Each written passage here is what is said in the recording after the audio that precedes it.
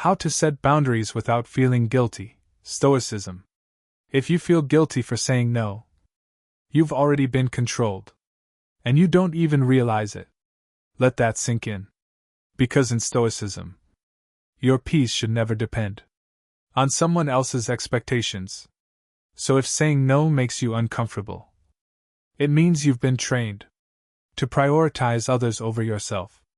Trained to say yes, even when it costs you your peace.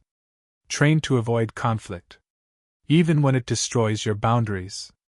Trained to smile when everything inside you is screaming stop. And that is not kindness. That is not love. That is not generosity. That is a lack of control over your own life. Stay with me, because by the end of this video, you'll understand how to set boundaries the Stoic way, without guilt, without emotion, without apology, and without losing your self-respect. This isn't theory. This is philosophy that has survived 2,000 years. Because it works. Let's begin. Section 1. The inner conflict. You already know what you should say. No. It's one word.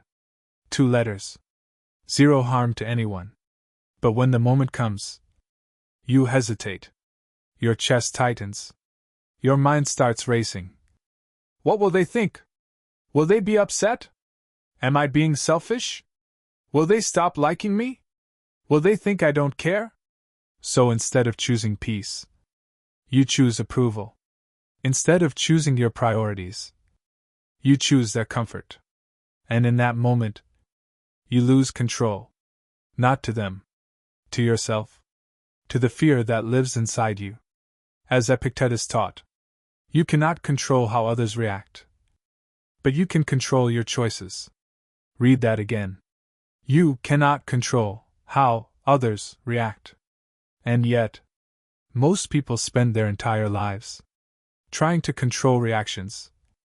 Instead of mastering themselves, they twist their words.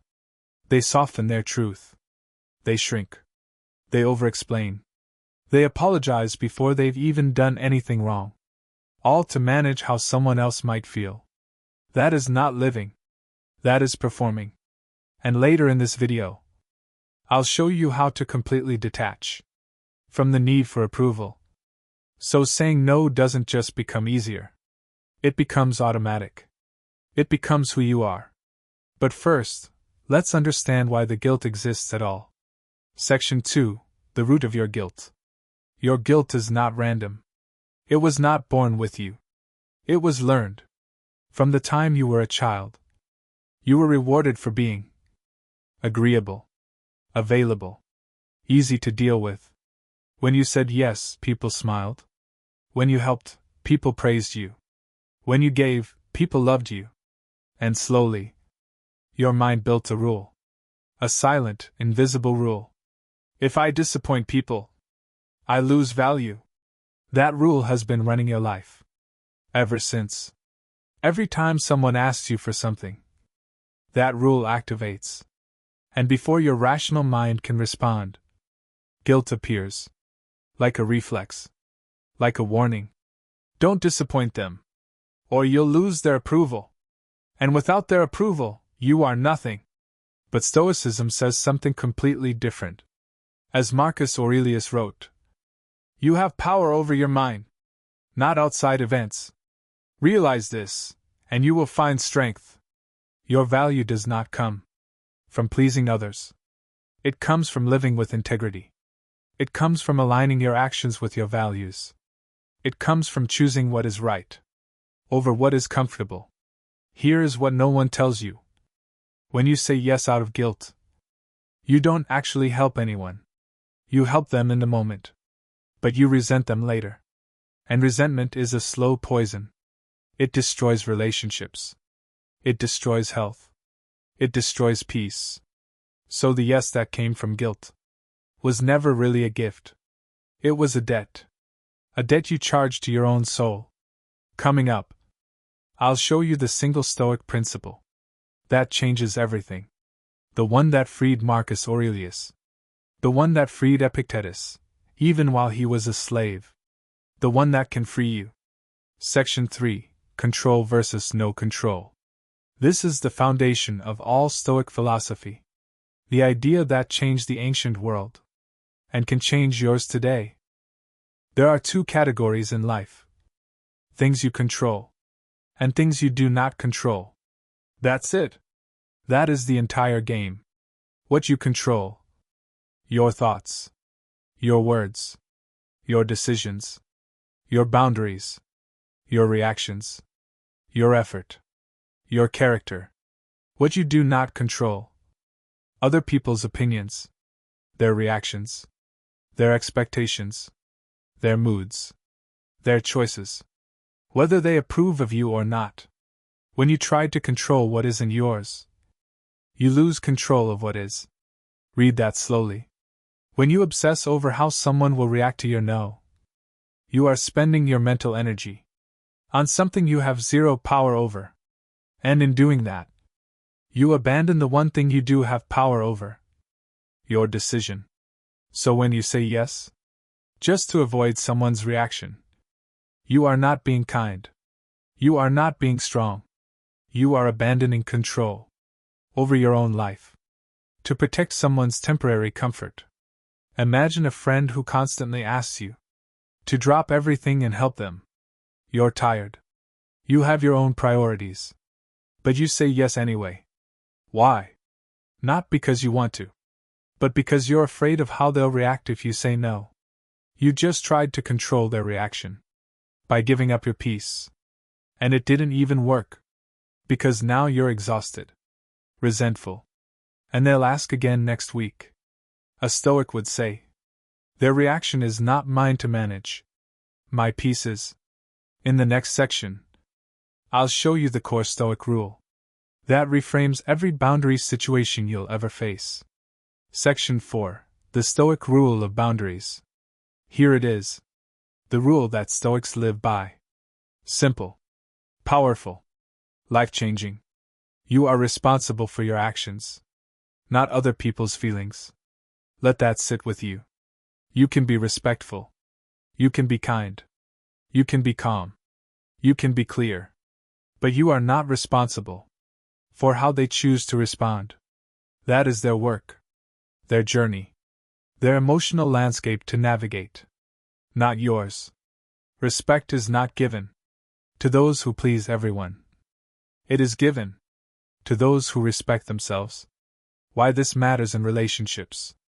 When you set a boundary with someone who loves you, they may be momentarily disappointed, but they will respect you more because you showed them that you have values, that you have limits, that you know who you are.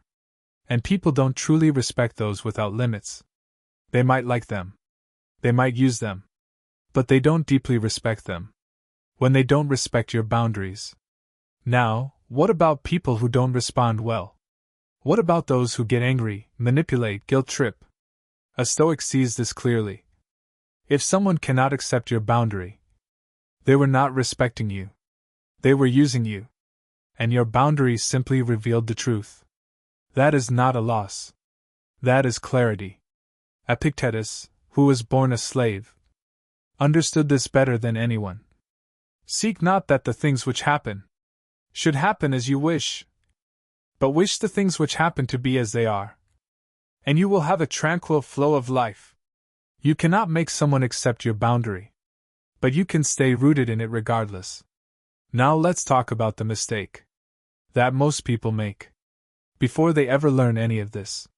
Section 5. The mistake most people make. Most people suppress. They see the situation building. They feel the tension growing. They know the relationship is becoming unbalanced. But they stay quiet. They tolerate everything. They absorb the discomfort. They swallow their truth. Day after day. Week after week. Month after month. Until one day, they explode. And when they do, they say things they regret. They damage relationships. They feel shame. And then, they suppress again. This is the cycle. And it's not because they're weak. It's because they were never taught that calm, early action is an option. Emotional explosion is what happens when you suppress too long. Emotional reactions are weakness. Controlled, early responses are power. A Stoic doesn't wait until the pressure is unbearable. They act early. They speak clearly. They set the boundary before it becomes a crisis. Not with anger. Not with drama. With calm, quiet authority. Because the Stoic knows. A small discomfort now prevents a massive breakdown later. Every time you suppress, water rises behind the dam. Every small yes you didn't mean. Every time you stayed silent when you should have spoken. Every boundary you abandoned to keep the peace. The water rises. And dams don't leak slowly. They break all at once. The Stoic doesn't let the water build. They manage the flow. Calm. Consistent. Early. Section 6. How Stoics Set Boundaries. Let's get practical. This is the section that changes behavior. Here is exactly how a Stoic sets a boundary. Step 1. Speak clearly. No speeches. No justifications. Number 10-minute apology before the actual no. Just clear language. I'm not available for that. That doesn't work for me. I won't be able to do that. Notice, no. I can't. Can't is a lie. You can, you're choosing not to. I won't is honest. I won't is strong. I won't is Stoic. Clarity is not cruelty. Clarity is respect. It respects your time. It respects theirs. Step 2. Stay calm. A Stoic does not argue. A Stoic does not raise their voice. A Stoic does not react emotionally. They remain steady. Like a mountain in a storm. The storm does not move the mountain. The mountain simply is. As Seneca wrote, "He who is brave is free." And courage is not loud. It is not aggressive. It is not defensive. Courage is calm certainty. The kind that doesn't need anyone to validate it. Step 3. Accept discomfort. This is the one most people skip. They set the boundary. Then immediately try to undo the discomfort. They add, "But I can probably make an exception. I hope you're not upset. Let me know if you really need me." And just like that, the boundary disappears. A Stoic accepts the discomfort. It will feel awkward. Someone might go quiet. Someone might seem hurt. Someone might react badly. That is okay. That discomfort is the price of integrity. And Stoics pay it willingly. Because Stoics know. Discomfort is not damage. It is growth. It is proof that you are becoming someone new. Step 4. Stay consistent. A boundary you abandon is worse than a boundary you never set. Because now they know. Push long enough, and you'll cave. So every time you set a boundary, hold it. Not with anger. Not with drama. But with quiet, unshakable consistency. Stoics follow through. Every time. Not sometimes. Every time. Now, what about when people push back? When they pressure you? When they use guilt, manipulation, or emotion? Section 7. Stoic response to pressure. They will try. Count on it. They will say, "You've changed. You used to care. You don't care about me anymore. You're being selfish. I thought we were close." These are not arguments. These are pressure tactics. Conscious or not. And a Stoic sees them clearly. Not with cynicism.